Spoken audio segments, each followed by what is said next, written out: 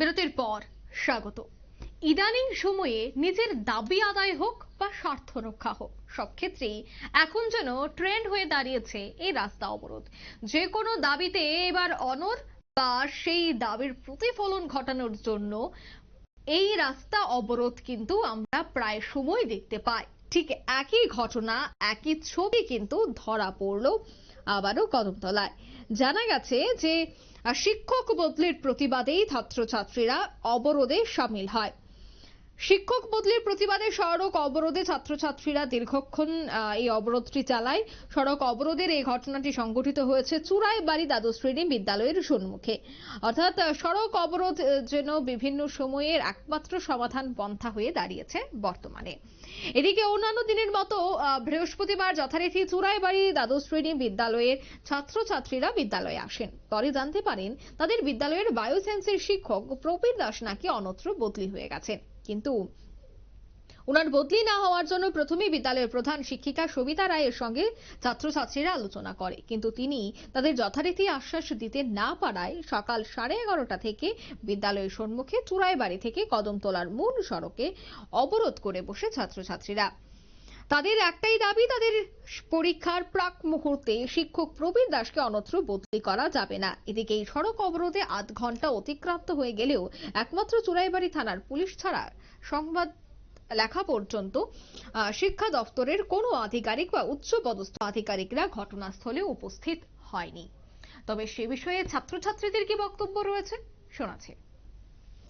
একজন ছাত্র তো আমাদের প্রত্যেকে দেখা যাচ্ছে যে ছাত্র বেশি আর শিক্ষকের মাত্রা কম আছে।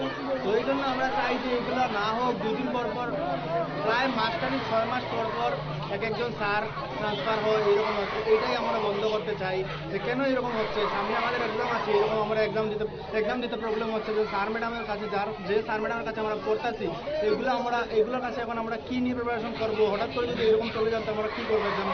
এটাই আমরা দাবি যে আমরা স্যারকে এরকম যেতে দেবো না, এটাই আমাদের দাবি। আর আজকে আমরা রাস্তার মধ্যে এরকম করেছি। সামনে আমাদের হলো প্রবীর স্যার। টোটাল তোমরা স্টুডেন্ট কতজন আছে?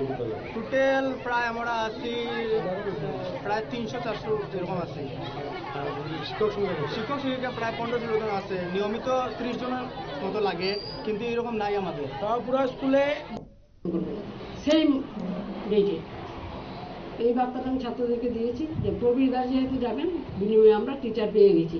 কিন্তু ছাত্ররা এখন দাবি করছেন না, ওরা তাদের নাকি প্রবীর স্যারে লাগে।